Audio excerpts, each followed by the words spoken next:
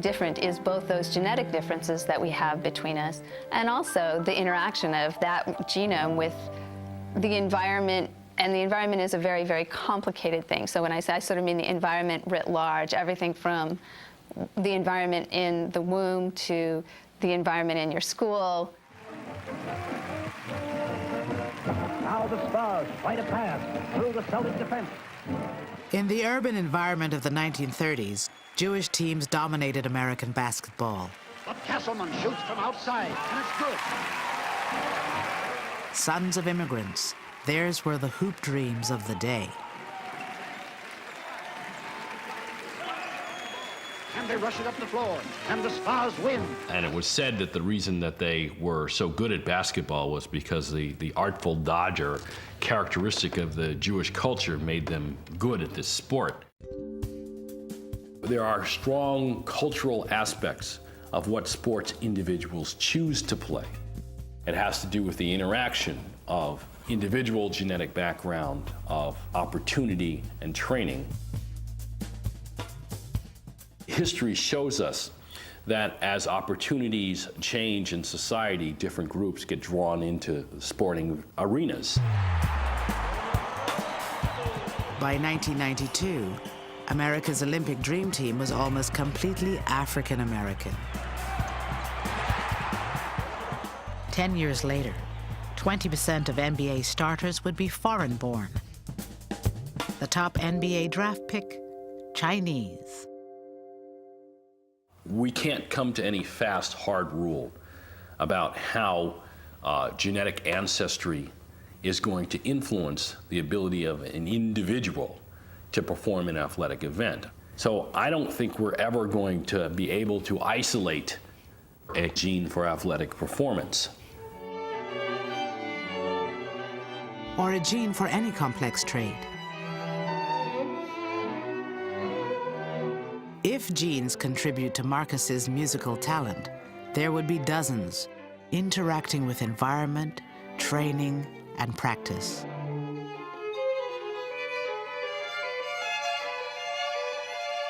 Those genes would be inherited independently of the genes for eye shape, skin color, and hair form, which Marcus inherited through his Korean and Jamaican ancestors.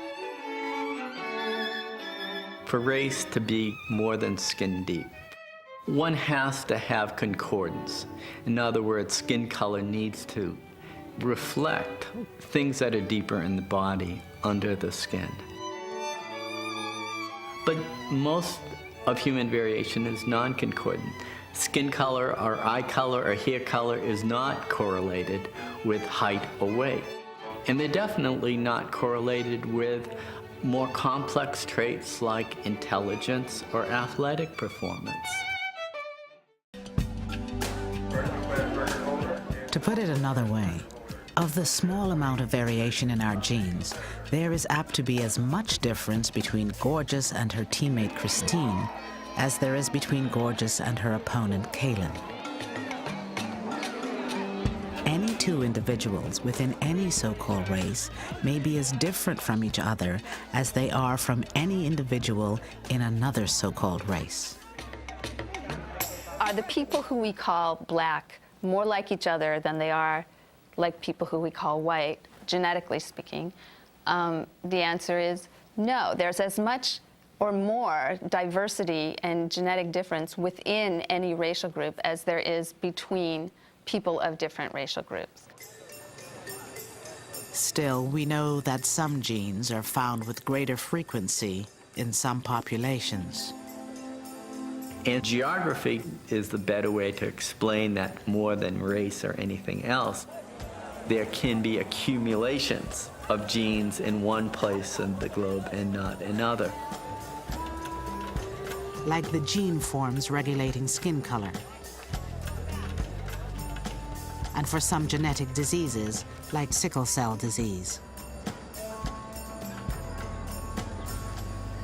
Long assumed to be a racial trait, sickle cell disease is a debilitating disorder caused by a gene form that alters the shape of red blood cells. It's one of the misconceptions that sickle cell disease is an African American or an African disease. Sickle cell trait is not uncommon in people from the Mediterranean region. In fact, in some parts of Greece, up to 30% of people in the population may carry sickle cell trait. Sickle cell trait persists in certain populations around the world because of the relative resistance it confers to malaria. So people who've got sickle cell trait are less likely to develop malaria, and when they do develop it, they are less likely to develop severe complications and to die from it. Where malaria was common, the sickling gene was selected. In Arabia, South Asia, Central and Western, but not Southern Africa.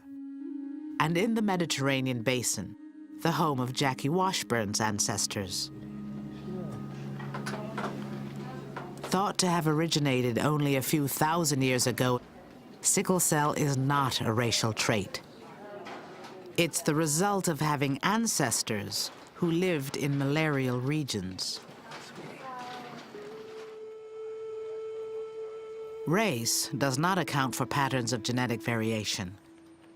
Our recency as a species and the way we have moved and mated throughout our history does. Human populations have not been isolated from each other long enough to evolve into separate subspecies. There just hasn't been time for the development of much genetic variation, except that which regulates some very superficial features like skin color and hair form. For once the old cliche is true, under the skin we really are effectively the same, and we get fooled because some of the visual differences are quite noticeable.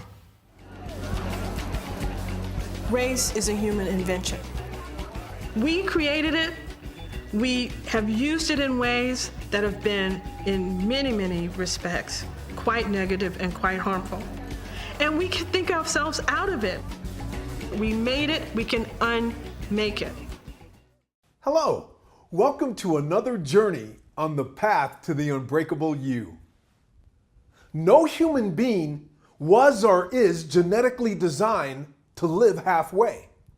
Let me say this again.